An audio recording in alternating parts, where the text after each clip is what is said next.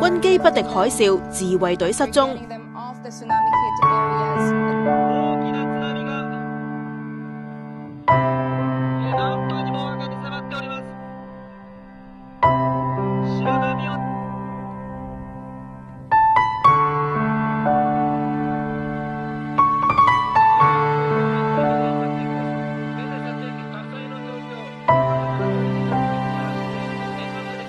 海嘯後嘅最大威脅由洪水同烈火變成核爆。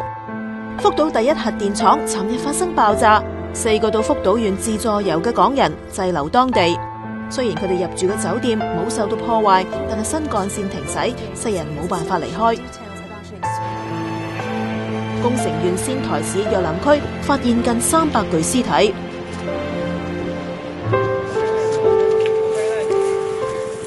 有2萬幾人嘅陸前高田市幾乎全市消失。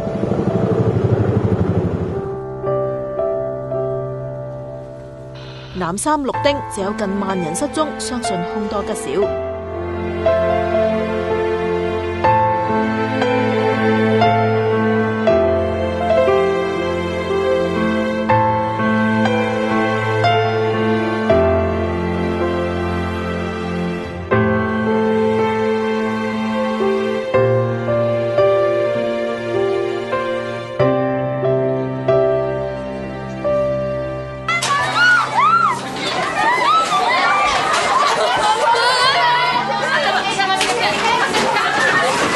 準備行畢業禮嘅中學生逃出生天。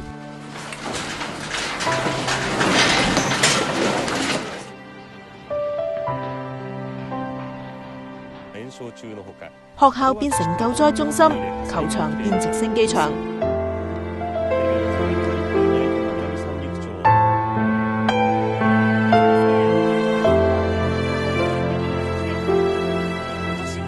救災嘅自衛隊員由2萬增加到5萬人，不過佢哋亦自身難保，300個深入災區嘅隊員下落不明。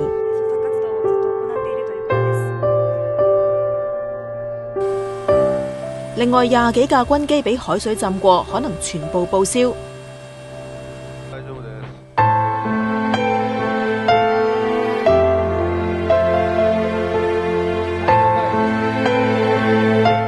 全日本有超過800萬戶停電。